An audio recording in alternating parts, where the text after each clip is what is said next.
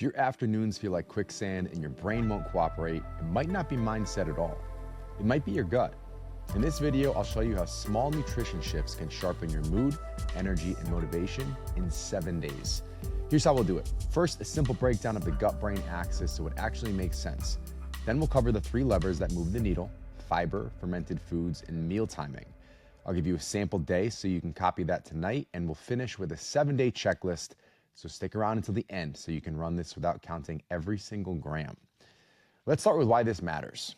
If your days swing between foggy focus, snacky cravings, and a 2 p.m. crash, you're not broken. You're on a blood sugar roller coaster with a gut that's sending your brain mixed signals. No amount of pep talks beats biology. Quiet the noise, and your brain shows up.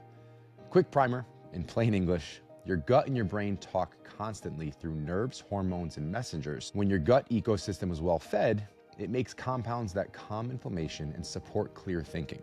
When it's starved or irritated, your brain feels it as fog, anxiety, and low drive.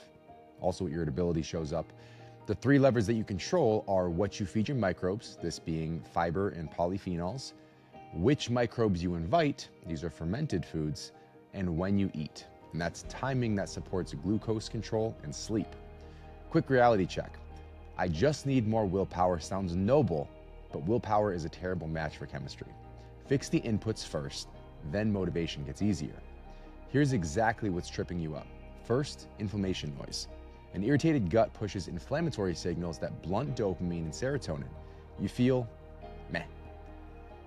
Next, blood sugar turbulence. Big spikes, big crashes, cortisol tries to rescue you, and now you're craving and sleepy. And finally, sleep architecture. Late heavy eating wrecks deep in REM sleep, so you wake up behind before the day even starts. If you get that 2 to 4 p.m. crash, drop afternoon crash in the comments so I know to film a deeper dive on that. All right, let's turn this into action. 3 steps, simple, doable, and effective. Step 1, fiber diversity. It's the goal of 25 to 35 grams per day, but bigger than that is going to be variety. So when we're talking about variety, we want different fibers feeding different microbes. Think things like oats, lentils, or beans, berries, apples, leafy greens, broccoli or cauliflower, onions or garlic, chia or flax, sweet potatoes, quinoa. Start where you are and add about 5 grams per day of fiber to avoid bloat. Step 2 is going to be fermented foods, 1 serving daily. The easy wins are something like yogurt or kefir, a forkful of sauerkraut or kimchi, miso in some soup, or tempeh in a stir fry. If you're sensitive, start tiny, 1 to 2 tablespoons of brine and build up. Step 3, meal timing and order. Finish dinner 2 to 3 hours before bed. Use this order at lunch and dinner. Veggies first, then protein and fat, then starch or sugar. Add a 10-minute walk after meals to flatten the glucose spike. Let's make that real. Here's a sample day you can copy without overhauling your life. Morning, sunlight and water first. Breakfast is your anchor, 30 grams or more protein plus fiber. Examples would be Greek yogurt with berries and chia, or eggs with sauteed greens and potatoes. Coffee after breakfast, not before. Midday, lunch sequence could be veggies first, then protein like chicken, beans, or tofu, then your starch like rice, tortillas, or quinoa. Take that 10-minute walk after the meal. Even the hallway counts. Afternoon, if you need a snack, pair carbs with protein or fat.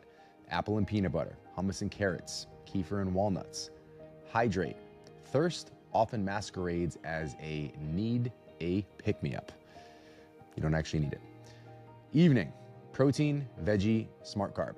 Keep it earlier, skip alcohol on work nights if you want REM sleep to show up. And then your wind down routine, we're gonna keep the lights low, the screens down, ideally off.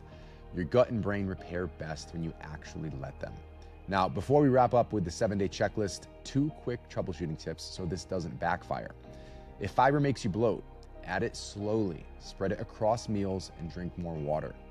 If ferments feel spicy, just start with yogurt or kefir, or just the brine, and build up over a week or so. All right, here's the part you can screenshot. Run this for 1 week. 1, hit 20 different plants by Sunday. Keep a running note on your phone. 2, reach 25 to 35 grams of fiber per day. Add about 5 grams per day until you get there. Don't do this all at once. 3, 1 serving of fermented food daily, rotate the sources. 4, breakfast protein before caffeine, aim for 30 grams or more. 5, at lunch and dinner, veggies first, then protein and fat, then starch. Walk 10 minutes after meals. 6, food curfew. Stop eating 2 to 3 hours before bed. This one is huge. 7, track 3 signals daily on a 0 to 10 scale: bloating, afternoon energy, and morning mood. What to expect by day 7: fewer crashes, steadier focus, easier appetite control, and a quieter mind.